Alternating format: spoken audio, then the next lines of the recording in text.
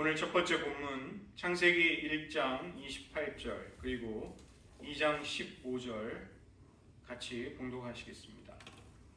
하나님이 그들에게 복을 주시며 하나님이 그들에게 이르시되 생육하고 번성하며 땅에 충만하라. 땅을 정복하라. 바다의 물고기와 하늘의 새와 땅에 움직이는 모든 생물을 다스리라 하시니라.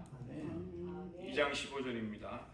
여호와 하나님이 그 사람을 이끌어 에덴 동산에 두어 그것을 경작하며 지키게 하시고. 신약으로 넘어가서 마태복음 3장 17절 두 번째 본문입니다. 같이 봉독하시겠습니다. 하늘로부터 소리가 있어 말씀하시되 이는 내 사랑하는 아들이요 내 기뻐하는 자라 하시니라. 아멘. 기도하시겠습니다. 하나님 아버지, 우리들 하나님의 사랑과 긍휼을 입고 또 은총을 입은 자로서 우리를 의롭게 하시고 우리를 인정해 주셨기에 그 이미 받은 사랑에 근거하여 우리들의 정체성과 우리들의 신분을 가지고서 하나님을 찾게 하시고 또 우리가 하나님 앞에 나아가는 것이 이러한 하나님의 흔들릴 수 없는 사랑의 근거에서 견고하고 확신에 가득 찬 믿음의 고백 또 믿음의 행위가 될 수 있도록 도와주시옵소서. 모든 말씀 예수님의 이름으로 기도드립니다. 아멘.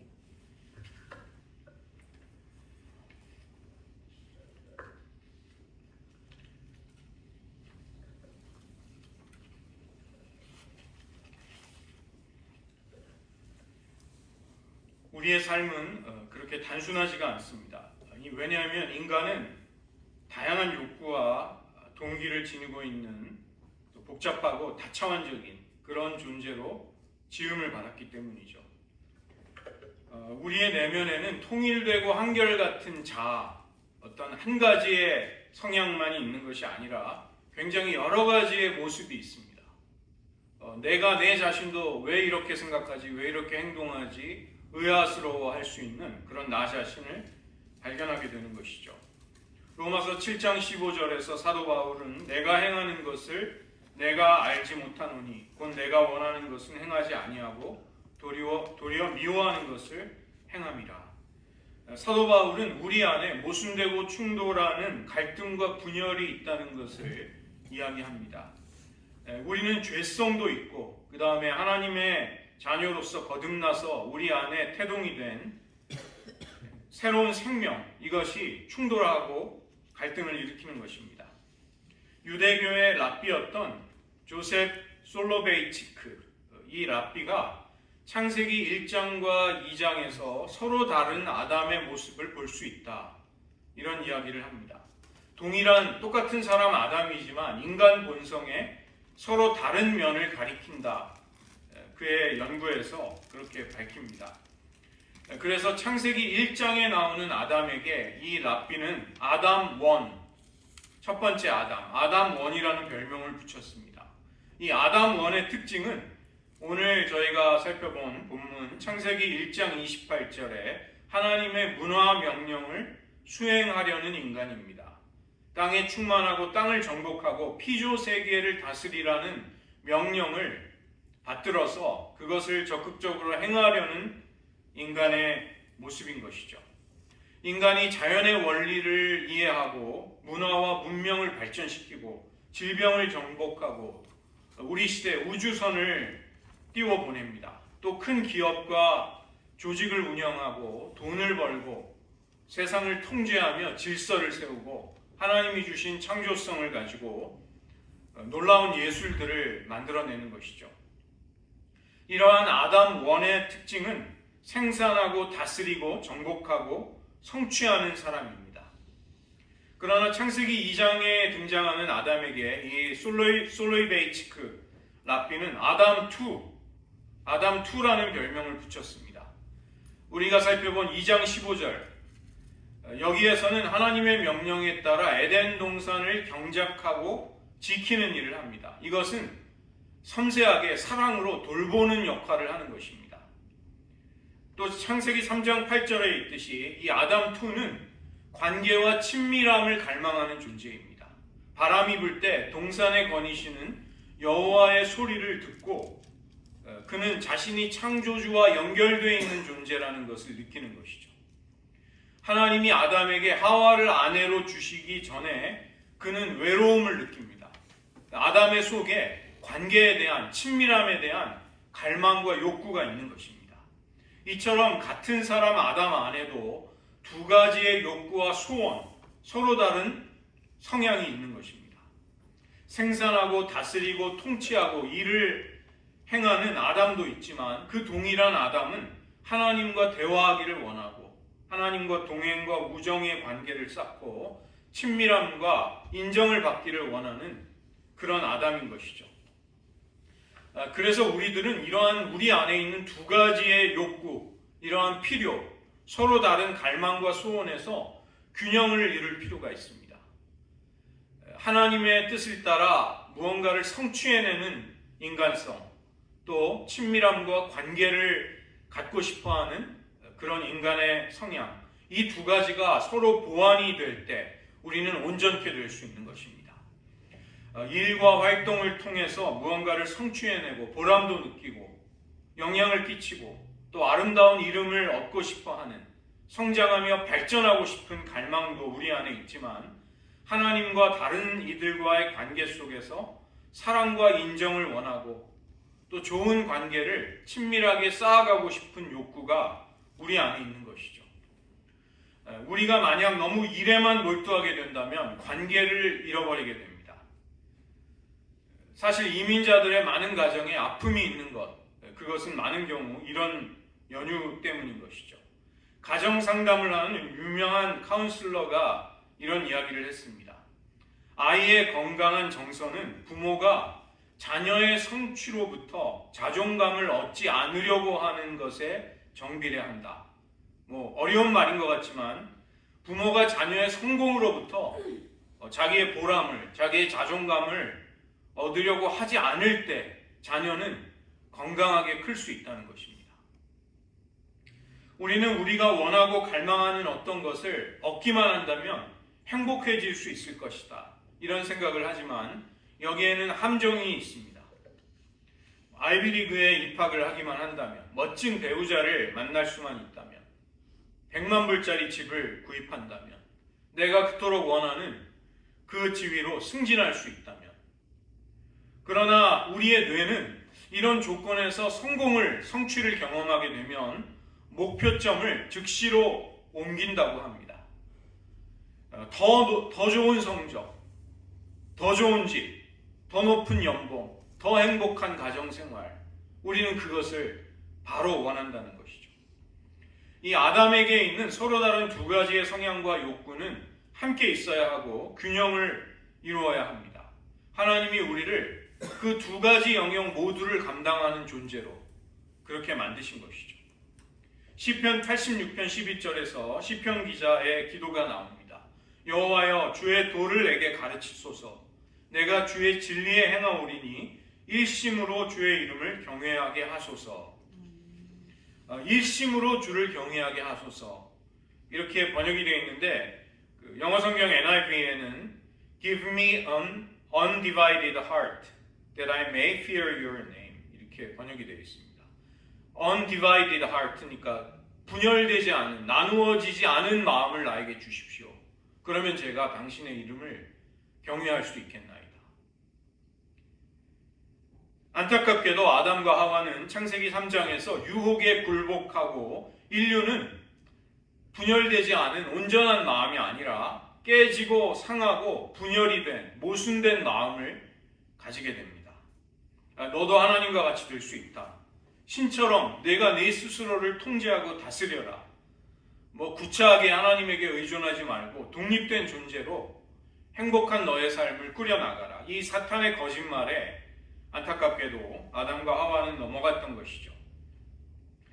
일단 범죄로 인해서 창조주로부터 멀어지게 되자 최초의 인류, 모든 인류의 조상인 아담과 하와의 마음은 왜곡이 되고 변질되어 버립니다. 그들의 마음이 온전치 못하게 된 것입니다.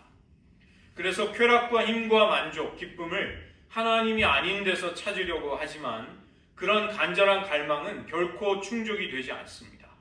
수치와 두려움이 생기고 하나님과 다른 이들과 멀어지게 된 것입니다. 이렇게 왜곡이 되고 깨어진 마음, 분열이 된 마음을 가진 인간은 하나님 앞에서 즐겁고 평온한 마음을 가질 수가 없고 불편함을 느끼는 것이죠. 예수님이 십자가에서 자신을 희생하신 사랑으로, 그 구속으로 우리는 하나님과의 화목된 관계로 돌아올 수 있게 되었습니다. 또 우리의 내면은 그 때문에 진선미, 참되고 선하고 아름다운 것에 관한 우리의 소원 역시도 회복이 된 것입니다. 하나님을 등지고 버리게 되면 우리는 진정한 우리 자신에게서 멀어지게 되어 있습니다.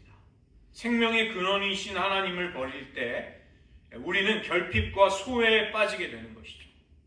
행복하고 자유롭고 자연스러운 삶이 그 때문에 어려워지는 것입니다. 그래서 예수님은 우리의 소원과 갈망을 치유하시고 거룩하게 하시고 온전케 하십니다. 이 아담이 피조 세계를 다스리면서도 하나님과의 연합 그리고 배우자와의 친밀함을 필요로 했습니다. 우리도 이 아담처럼 이렇게 통합된 온전한 내면을 우리도 필요로 하는 것이죠. 그리스도 안에서 하나님을 사랑하고 이웃을 섬기게 될 때 참된 만족, 기쁨과 활력, 인생의 보람을 얻을 수 있습니다. 예수님은 마가복음 10장에서 맹인이었던 거지 바디메오를 치유해 주실 때 질문하십니다. 네게 무엇을 하여 주기를 원하느냐? 그의 소원을 다시금 물으시는 것입니다.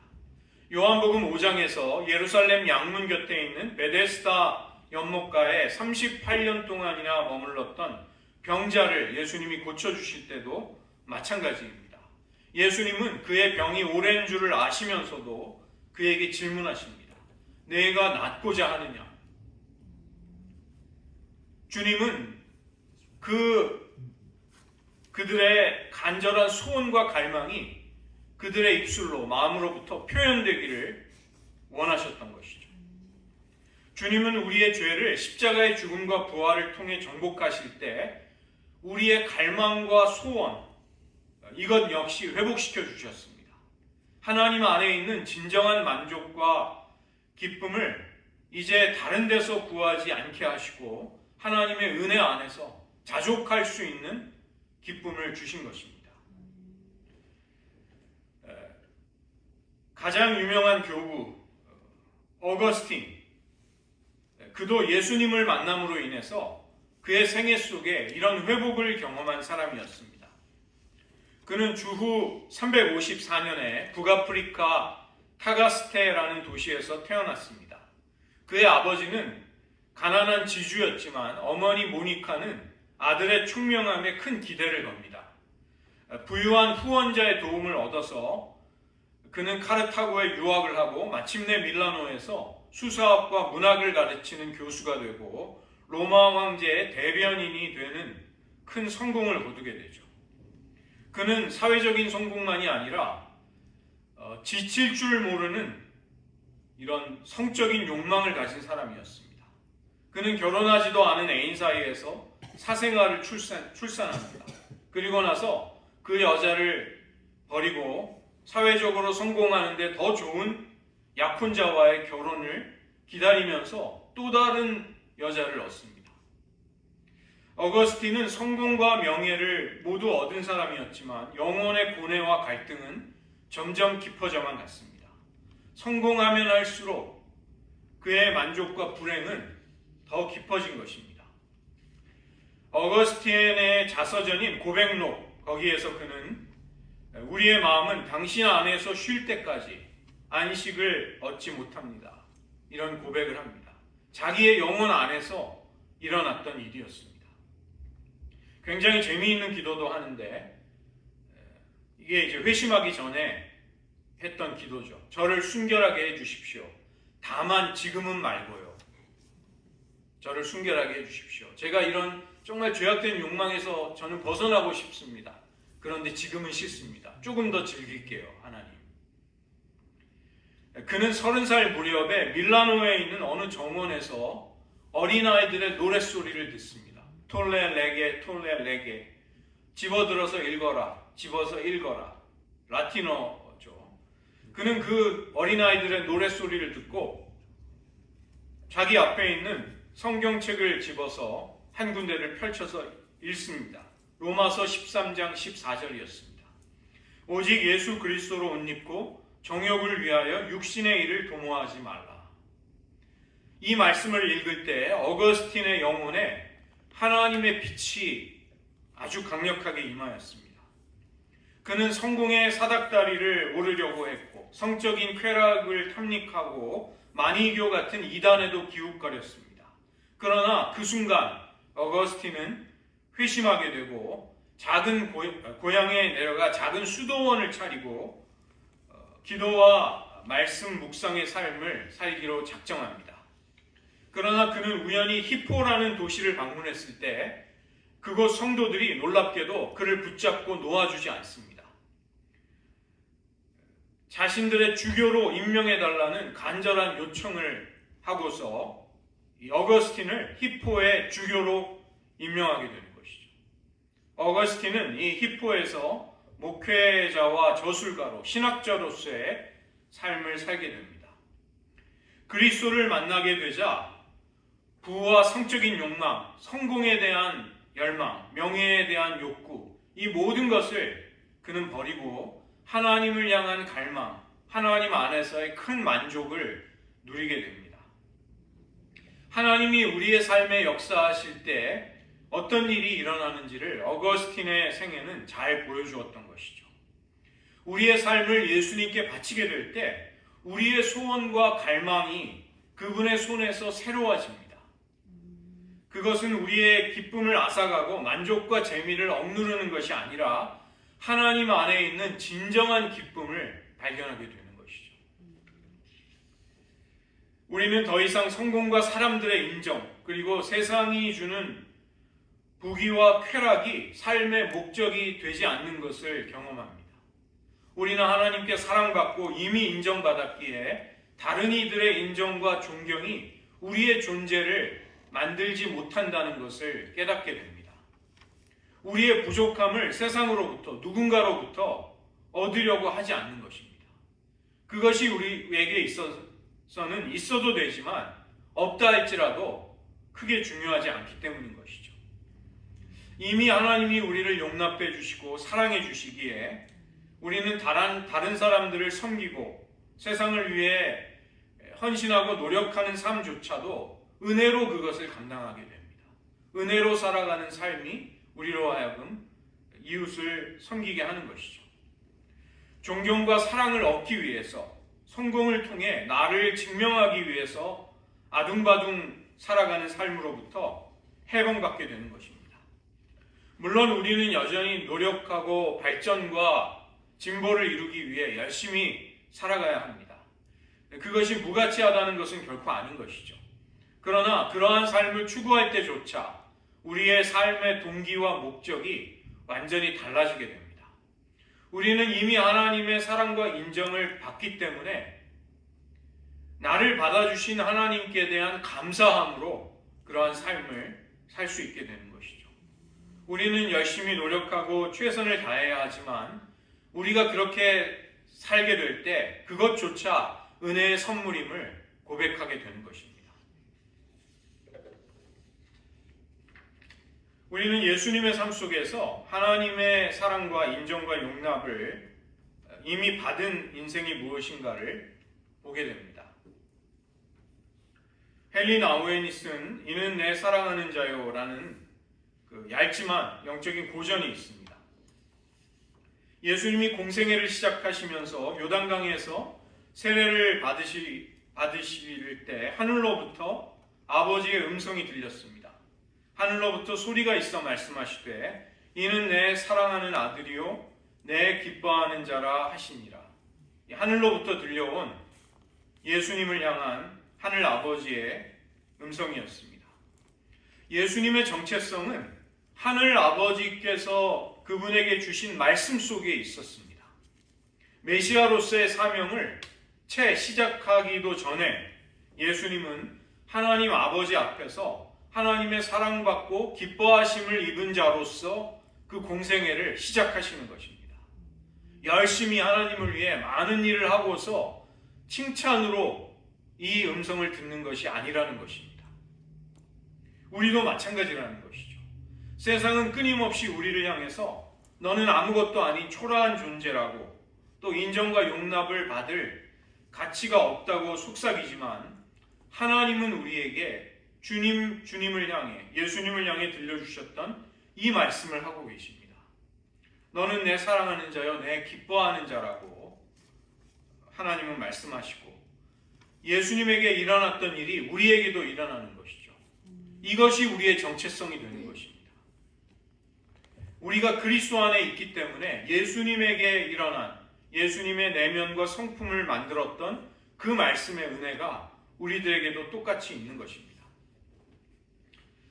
우리가 소중하고 가치 있고 사랑을 입은 자라는 하늘 아버지의 음성을 듣지 못한다면 이것을 굳게 붙들지 못할 때 어떤 일이 벌어질까요?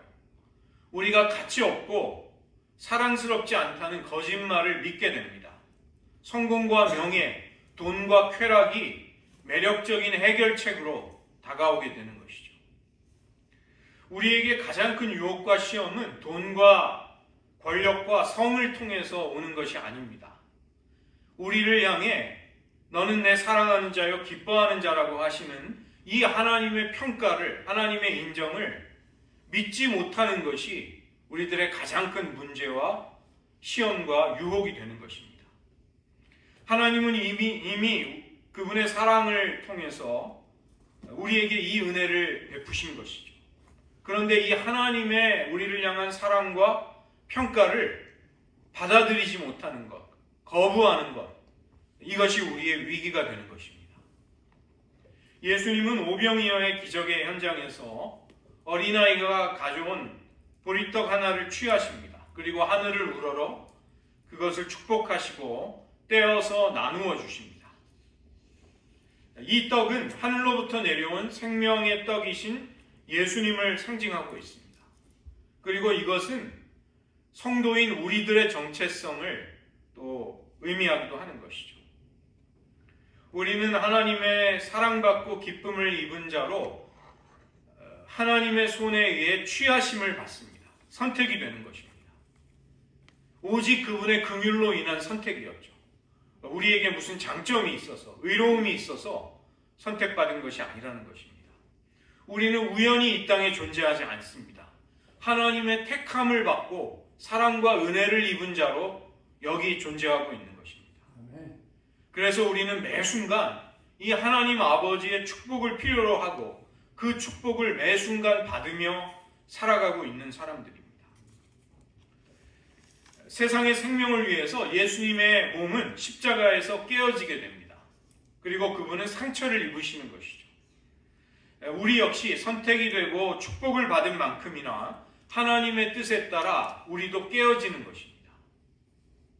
하나님의 사랑받는 자녀로서의 그 부르심, 우리에게 허락된 가장 위대한 부르심은 우리의 상처와 아픔조차도 그것을 은혜와 은총의 빛 가운데로 가져갈 수 있다는 것입니다.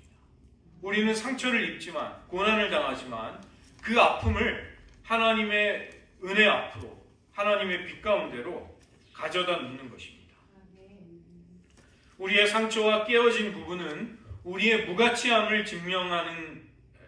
확인하는 증거가 되지 않고 도리어 우리를 축복하시고 우리에게 은혜를 베푸신 하나님의 사랑을 알려주는 증거가 되는 것이죠. 떡은 주님의 손에서 깨어져서 이제 사람들에게로 주어집니다. 나누어지는 것이죠. 이처럼 예수님의 몸이 십자가에서 깨어지자 그분의 몸은 우리의 생명의 양식으로 나누어지게 됩니다. 우리의 삶도 나누어질 수 있다는 것입니다.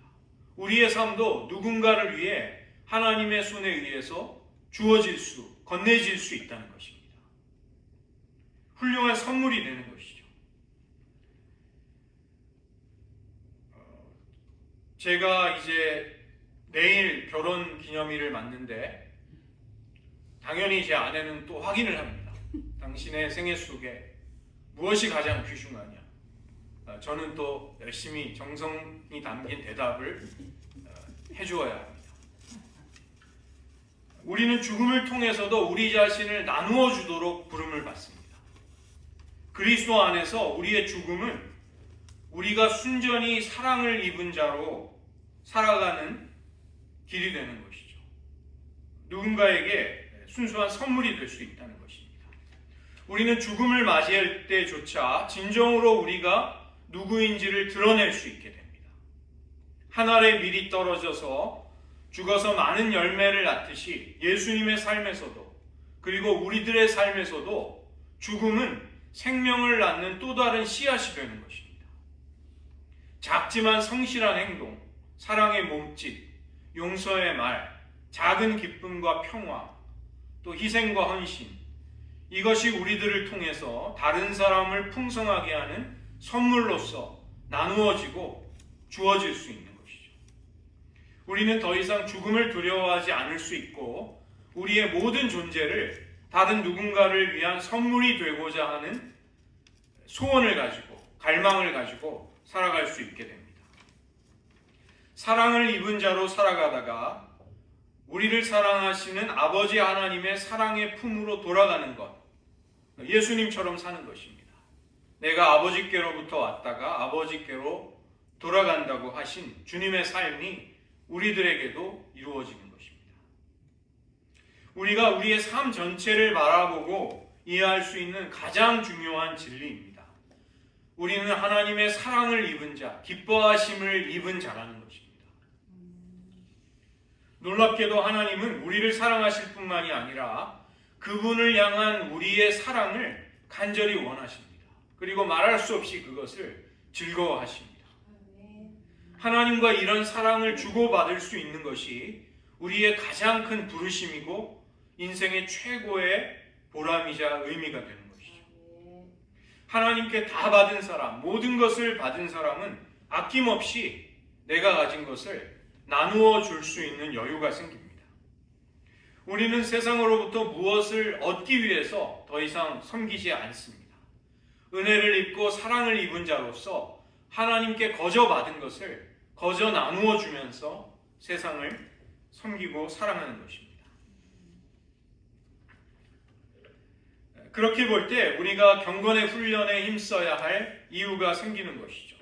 우리는 하나님의 사랑을 잊어버리지 않기 위해 하나님이 우리 가운데 임재하시는 마음의 공간을 만들기 위해서 영성훈련, 경건의 훈련에 힘을 쓰는 것입니다.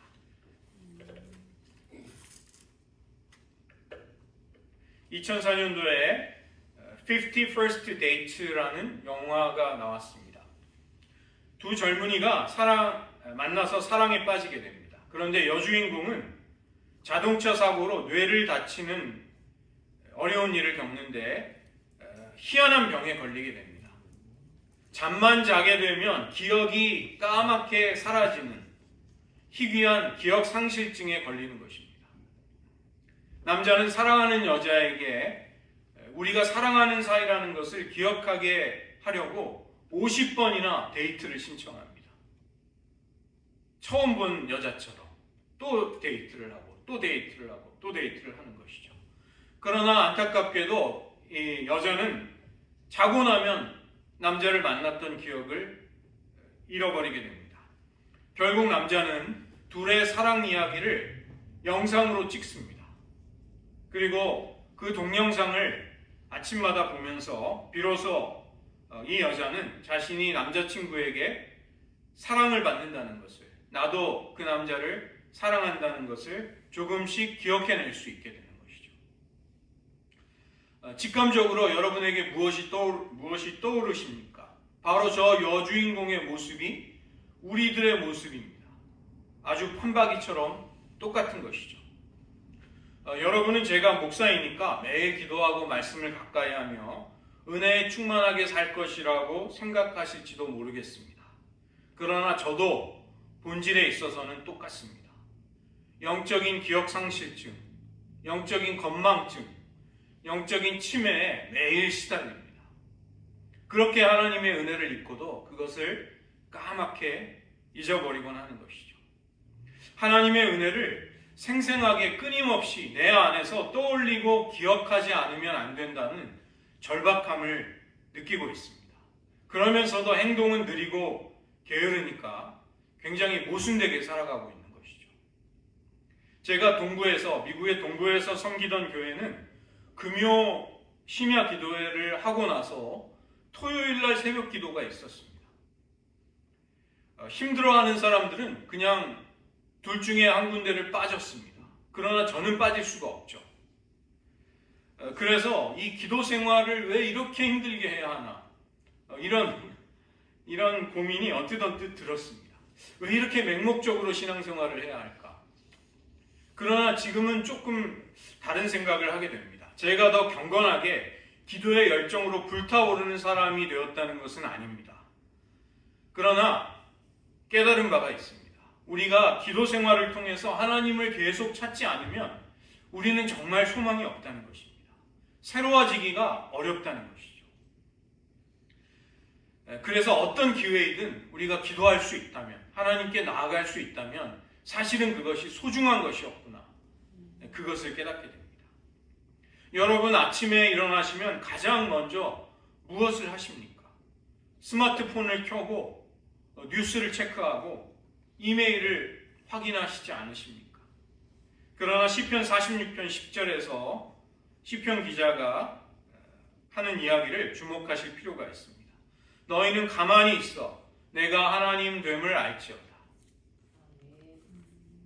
Be still. 가만히 있어. You know that I am God. 내가 하나님이 됨을 너희는 알라.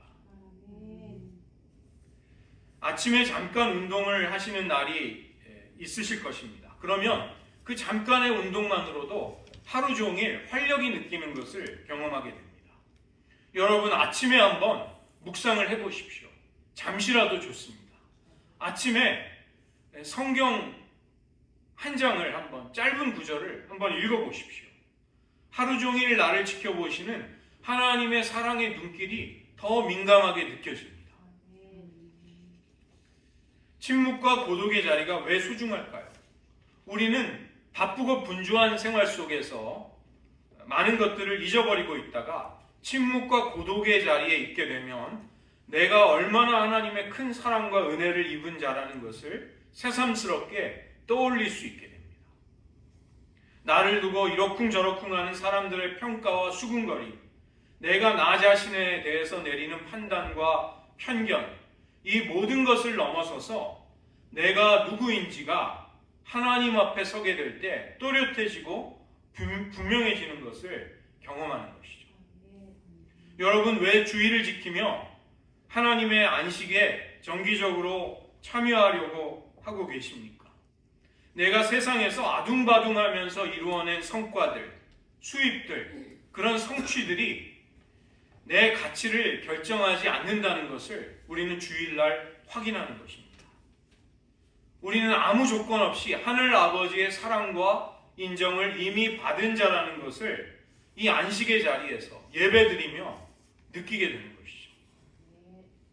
매일 작은 감사라도 여러분 한번 의식적으로 하나님께 고백하며 드려보십시오. 기도로서, 고백으로, 또 일기로 한번 해보십시오. 그렇다면 하나님께 받는 복을 시시각각 떠올리면서 살아갈 수 있게 됩니다. 서로 기분이 나쁘고 고통스럽게 하는 일들과 관계들이 여전히 해결이 되지 않은 채로 남아있을지라도 하나님의 사랑이 그 모든 것들을 압도한다는 것을, 너무나도 크고 광대한 사랑이 나의 삶을 주장하고 계심을 의식할 수 있게 되는 것이죠. 다른 이들을 주님의 마음으로 섬기고 겸손함을 품으려는 훈련을 한번 해보십시오. 땅을 정복하고 다스리며 땅을 경작하고 돌보라는 소명을 우리는 일상의 소소한 순간에도 이루어 간다는 것을 느끼게 되는 것입니다. 나는 작고 평범한 일을 하는 것 같지만 그러나 그러한 삶은 곧 주님을 사랑하며 섬기는 삶이 되는 것이죠. 17세기에 파리 갈멜 수도원에서 부엌에서 허드렛 일을 하는 로렌스 수사가 바로 그렇게 평생을 하나님과 동행하였습니다. 이 브라더 로렌스가 쓴 책이 하나님의 임재 연습이라는 책입니다. The Practice of the Presence of God.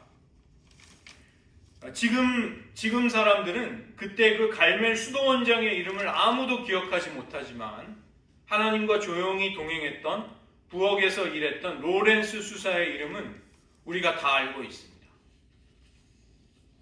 그는 자기의 경험을 하나님과의 동행을 하나님의 임재 연습이라는 책에 기록으로 남겼습니다.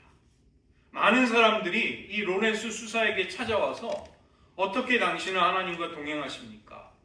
그것을 물었습니다. 그리고 그는 자신의 삶의 경험을 사람들에게 알려줄 수 있었습니다. 로렌스 수사가 매일매일 하나님과 동행하며 하나님과 맺고 있는 사랑의 관계였기 때문에 그는 그것을 얼마든지 사람들에게 설명해주고 또 그러한 관계로 사람들을 이끌 수 있었던 것이죠. 내가 이렇게 열심히 하나님 앞에 서기 위해 노력하고 있다. 이런 식으로 신앙훈련을 해서는 안 될 것입니다. 그러면 그러한 신앙훈련은 우리를 교만에 빠지게 합니다. 그러나 겸손한 마음으로 하나님을 사모하면서 하는 영적인 훈련, 이것은 우리를 하나님께로 더 가까이 갈 수 있도록 만들어주는 것이죠. 우리들 모두가 똑같은 영적인 훈련을 할 수 없고 또 그렇게 하려고 강요할 필요도 없는 것입니다. 우리는 우리 각자에게 맞는 경건의 훈련들을 이제 앞으로 해나가게 될 것입니다.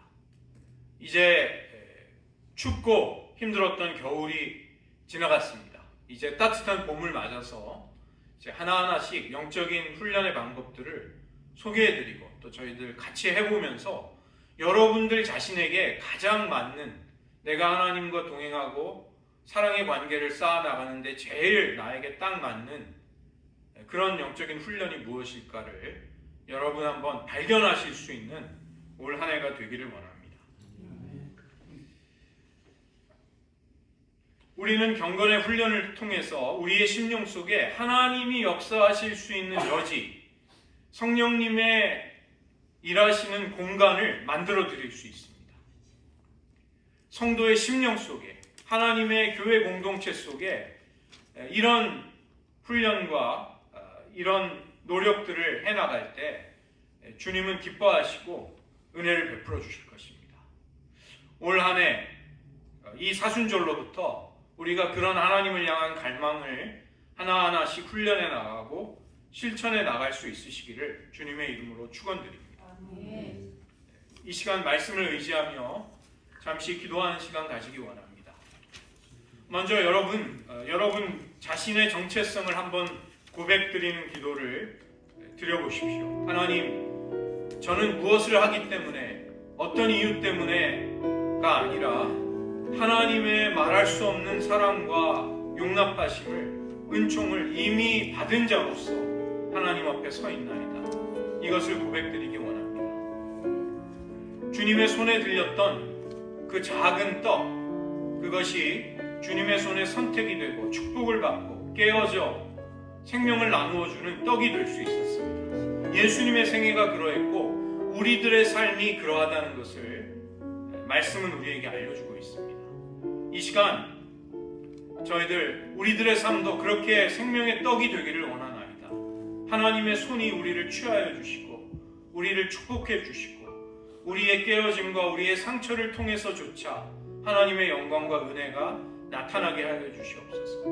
우리들의 삶, 작은 노력과 헌신과 친절조차도 다른 누군가를 향한 하나님의 생명을 나누는 아름다운 선물이 되게 하여 주시옵소서. 말씀을 의지하며 잠시 기도하겠습니다. 하나님 그것을 주시옵소서.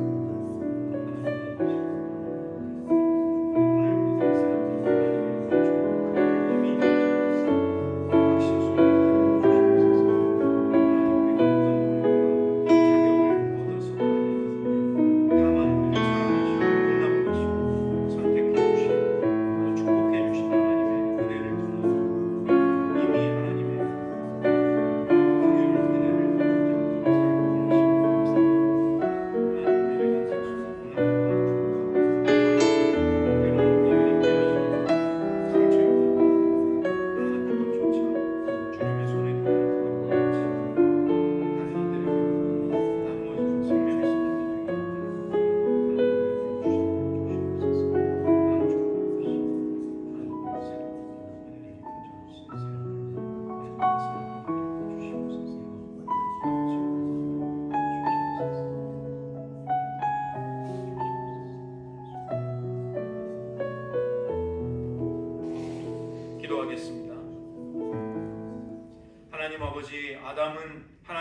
주신 피조 세계를 다스리고 통치하며 일을 만들어내고 생산하는 삶을 살면서 동시에 하나님과의 배우자와의 아름다운 관계 속에 풍성한 복을 누렸습니다.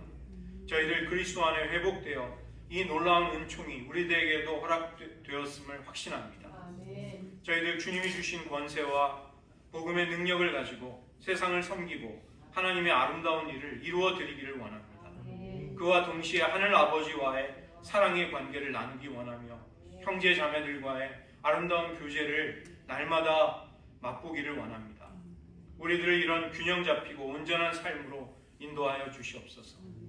주님의 손에 들린 그 작은 떡 한 덩어리가 주님의 선택을 받고 축복을 받으며 깨어졌을 때 생명을 나누는 떡이 될 수 있었습니다. 주님의 생애가 그러했듯 우리들의 삶 역시 그러한 인생이 되기를 원합니다. 우리가 인정받고 사랑받고 칭찬을 받고 위대한 일을 행함으로써 우리 자신을 증명할 필요가 없음을 인하여 감사와 찬양을 드립니다. 우리는 이미 이 자리에서 사랑과 은총을 입은 자로 하나님의 기뻐하심을 입은 자로서의 삶을 시작하고 있습니다. 우리의 이 확고하고 분명한 믿음의 정체성을 흔들림 없이 붙들고 살아가게 하여 주시옵소서. 언제나 우리들의 삶이 하나님의 사랑을 입은 자로서의 삶에서부터 출발하고 그것을 통해 살아가고 우리의 마지막도 하나님의 은총과 사랑을 입은 자로서 마치게 하여 주시옵소서. 모든 말씀 예수님의 이름으로 기도드립니다.